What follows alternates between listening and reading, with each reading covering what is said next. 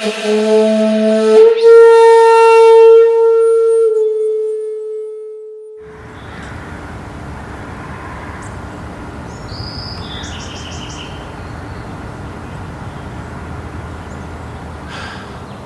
welcome back to the garden. I'm sure most of you, like me, are continuing the social distancing, sheltering in place, and following the news from around the country on the spread of the COVID-19 virus. Unfortunately, I think on our side of the country, things are probably a little bit behind New York, but we're seeing the same trend. So I want to continue to urge all of you to follow the recommendations and guidelines of local healthcare officials. Wash your hands, minimize your contact with others. If you don't need to go out, don't. As tempting as it is, I know in many areas this is spring break time, so as tempting as it is to go out during this time, I think we need to take this even more seriously than we did even just a few weeks ago. I've gotten a lot of questions on practices to do at home during this time, and not surprisingly, most people are faced with a great deal of fear and uncertainty. So one of the questions I received was on practices that can be done specifically for those concerns. So I'll try to explain some of those practices a little bit today, and hopefully people simple way that you can do and practice. Just before the COVID-19 required that we close the temple and some of the other cancel activities that we had planned a qigong class, and some of the information that we are going to teach there I'll introduce to you in this video. So qigong, these practices have a long history in Chinese medicine. This particular practice has over 2,000 years of history, and I think it's fair to ask, why qigong? Why are we teaching that at a Buddhist temple? A couple of reasons. One, these are practices to reduce stress and anxiety generally. They promote general health and well-being, and they also prepare the body for meditation, especially sitting meditation. So many people find that sitting for long periods or even short periods can cause pain, or they have difficulty with it. So these are some of the practices to address those concerns. Many of the obstacles that we have in meditation are physical, or they're very practical. Our jobs are sedentary. We're sitting behind desks. We may be sitting behind the wheel of a car for many hours. We battle traffic. I know around our temple it's sometimes difficult to find parking. And by the time people get to the temple and they actually sit down and try to do these practices, there's a great deal of frustration that's built up during the day. So these are the kind of stressors that qigong practice addresses. So these are the things that we need to overcome before we can do more rigorous Buddhist practice, or start to look at the mind, or do any of the other calming practices. I think this is especially relevant today during this outbreak of the virus, with many of us staying home, a lot of uncertainty, and that uncertainty can cause additional stress and anxiety that we didn't have even just a few weeks ago. So the practice I want to highlight here is something that was also highlighted by the 6th century Chinese Buddhist master Zhiyi. Zhiyi wrote a brilliant treatise on meditation, including meditation methods, and there's a whole chapter in that text devoted to antidotes to different things that come up either during meditation or things that are obstacles to meditation or spiritual practice in general.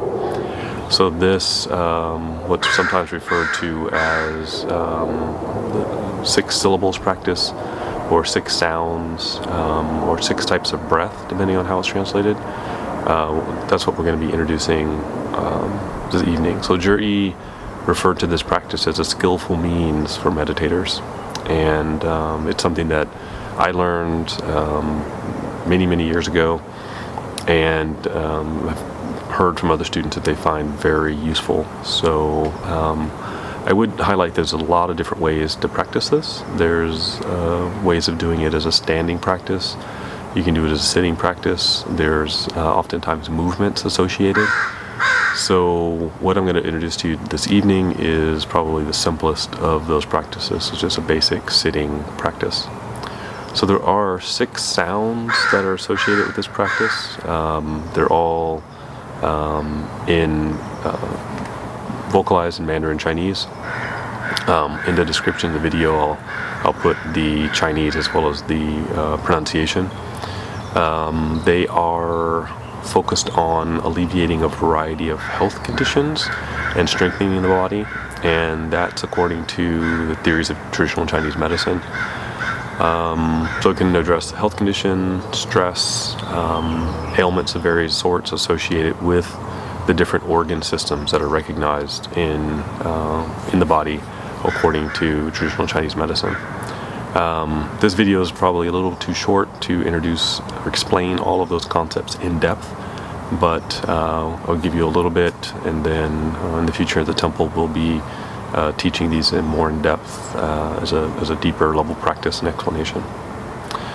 So in Western medicine, the idea that our emotional or mental state can be associated with specific organs in the body or organ systems might seem a bit unusual.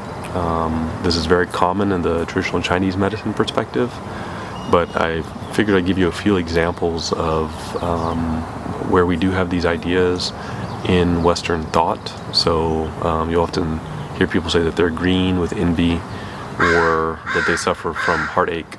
And so we are, in those examples, associating emotional pain with very specific parts of the body or with colors.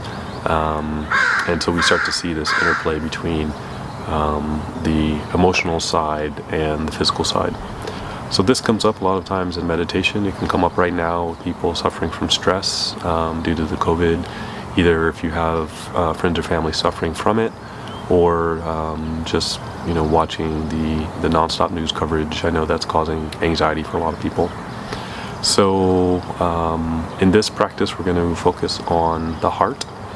And like I said, this could be done sitting, standing, or with movement. So we're just going to introduce the concept very simply today. So the heart and the practice itself are associated with the 5 different organ systems, and also with the 5 musical tones in traditional music. So the way the mouth is formed when the sounds are pronounced, the way the breath is exhaled through those sounds, the harmonic quality, as well as the deep breathing, are thought to harmonize that organ system and bring health to the body, as well as having a calming effect on the mind. So the one we're going to introduce this evening is the sound he. So in the traditional practice, the shape of the mouth is important, and so sometimes it's over accentuated. So instead of just pronouncing he, the face is tightened, the muscles around the mouth are tightened to over accentuate and to stimulate specific points in the body. So it can be pronounced he, so the tongue is flat and the cheeks are tight, and the mouth is kind of somewhat of a square shape when you're pronouncing it. So the sound he belongs to the heart. So this is a very simple practice. You can place your hand on your heart, and as you inhale, the other hand on the abdomen, you exhale and you can pronounce the sound he while rubbing the heart.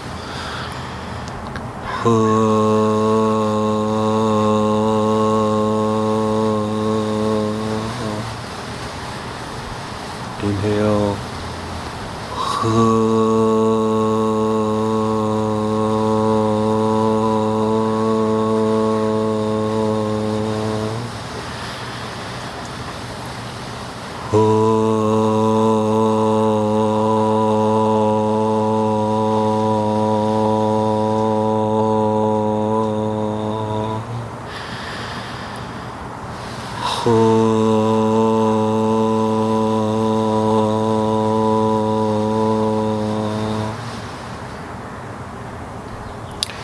So depending on the practice, I've learned it in a variety of different contexts. Sometimes the breath is expelled very strongly, right, very, very forcefully.